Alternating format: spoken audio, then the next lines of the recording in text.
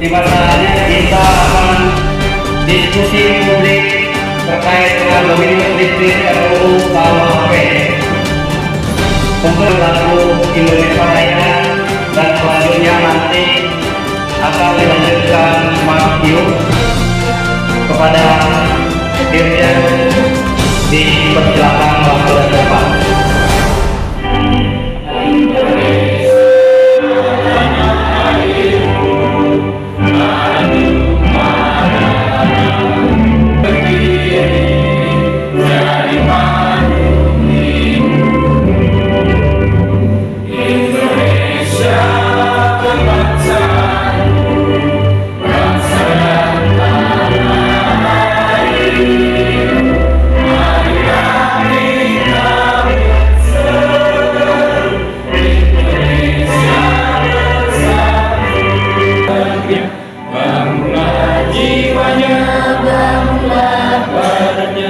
Untuk Indonesia Raya.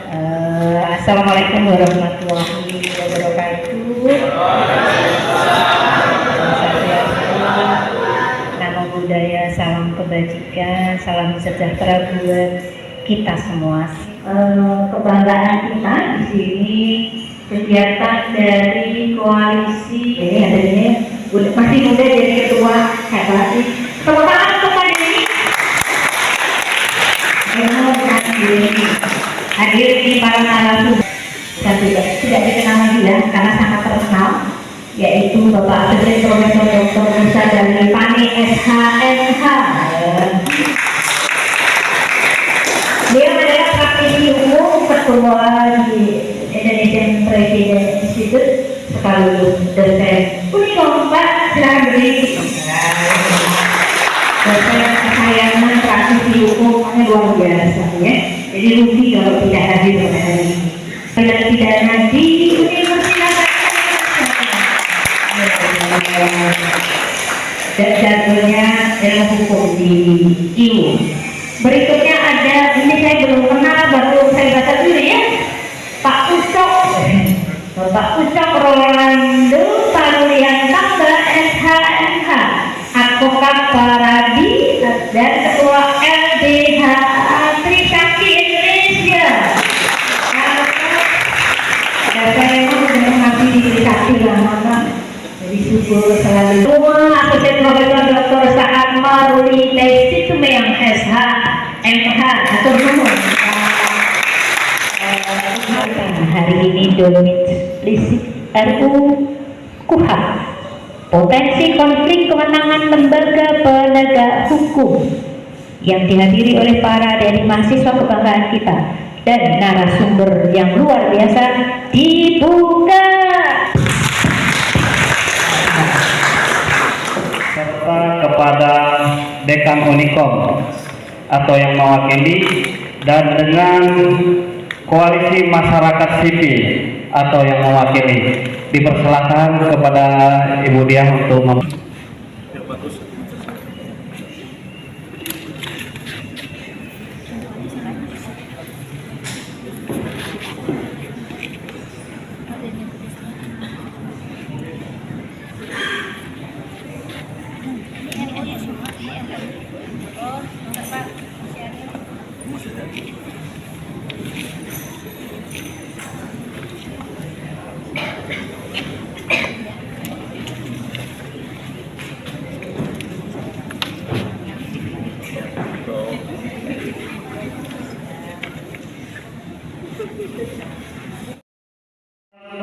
Panuliantamba SHMH.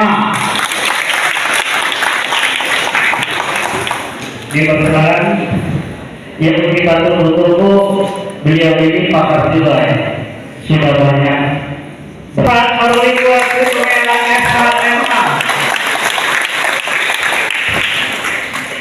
Di praktisinya dapat juga, walaupun RUU-nya belum berlaku, tapi pemateri kita sudah siap memberikan kontribusi untuk apa yang harus kita ketahui. Mungkin tidak akan lama-lama, saya menyampaikan sedikit saja pandangan terkait dengan dominus litis teman-teman dominus litis itu adalah kewenangan daripada lembaga kejaksaan saat ini yang dipandang menguasai perkara.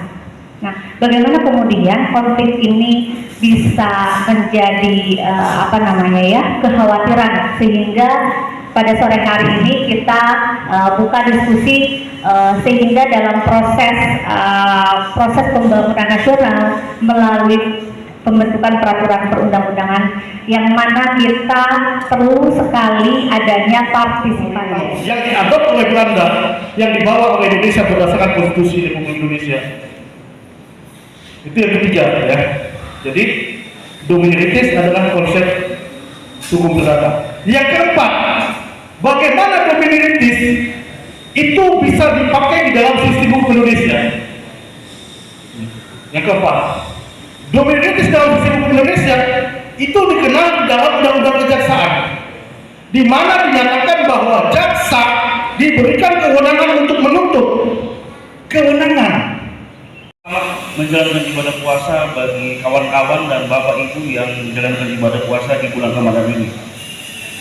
Materi yang saya sampaikan tidak jauh dari pemateri-pemateri sebelumnya.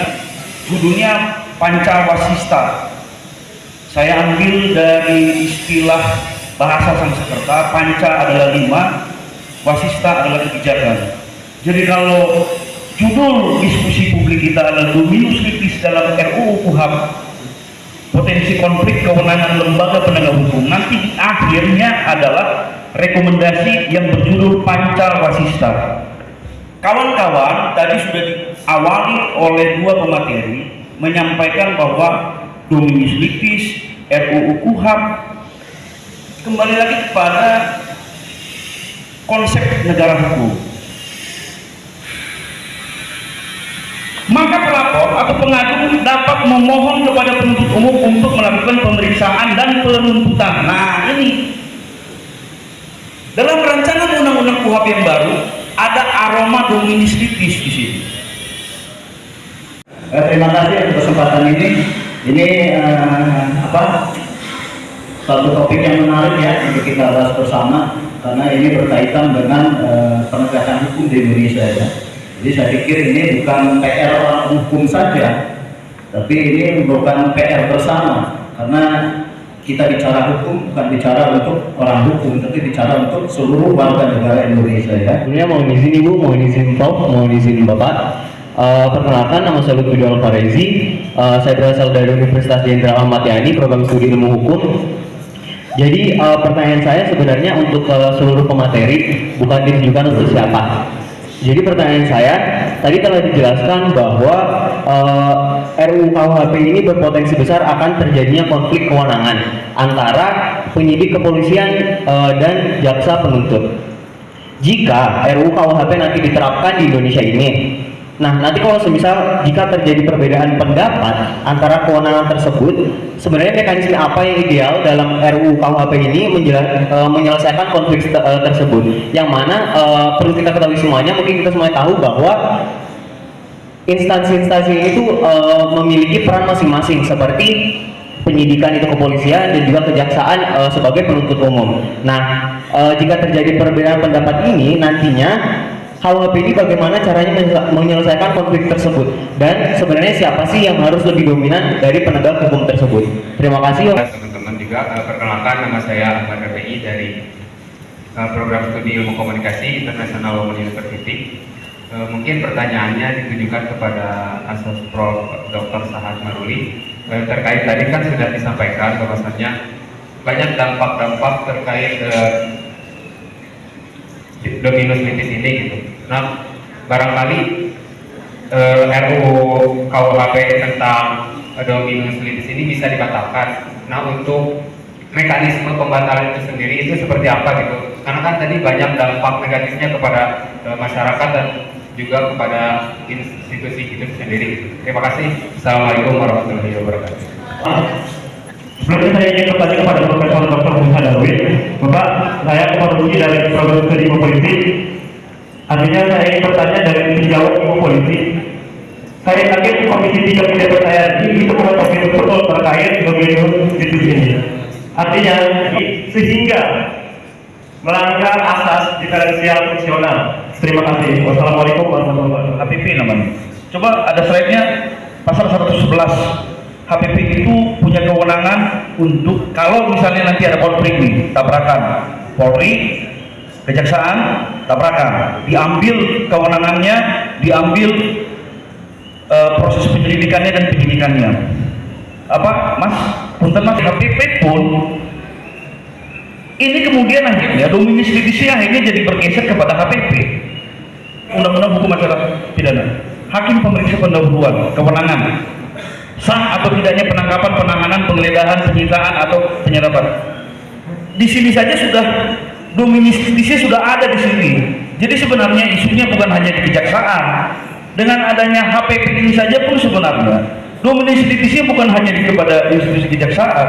Patut diduga Di RDP mereka masih menampung banyak pihak, termasuk kegiatan kita hari ini akan menjadi bahan rekomendasi yang nanti akan sampai. Ya, selamat malam sahabat Arus News. Pasca seminar tentang Dominos Litis RUU KUHP, di hadapan kita ada narasumber kita, Profesor Dr.